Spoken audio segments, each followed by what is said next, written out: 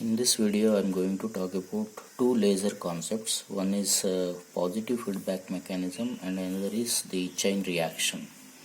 So positive feedback mechanism, what is this? So we know that in any laser system it consists of a laser cavity and it will have two mirrors at the two ends of the cavity. One mirror will be a full reflector, another mirror will be a partial reflector. Now what is the role of these two mirrors?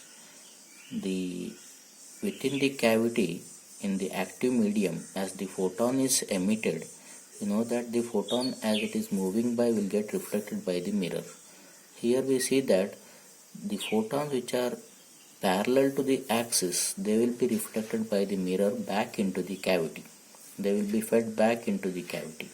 And if any photon is not parallel to the axis, so that will be removed from the cavity. So this is what we get. Photons which are parallel to the axis reflected back into the cavity, and photons not parallel to the axis are removed from the cavity.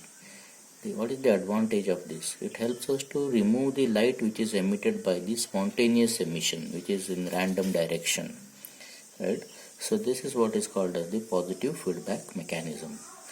The second concept I am talking about is the cascading effect of the chain reaction. So this also takes place within the laser cavity. So here if you take a photon which is emitted in the beginning, the photon which is emitted in the beginning will be by the spontaneous emission.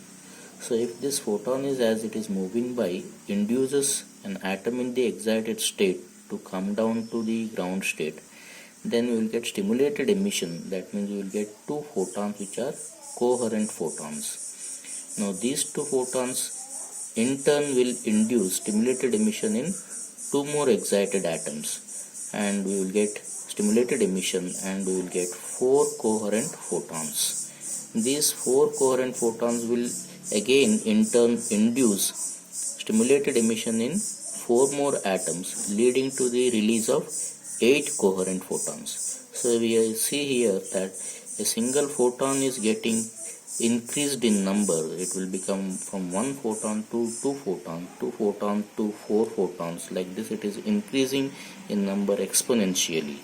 So this is taking place here by what is called as the chain reaction.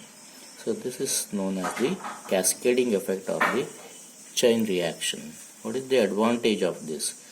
It helps us to amplify the coherent light in the laser cavity.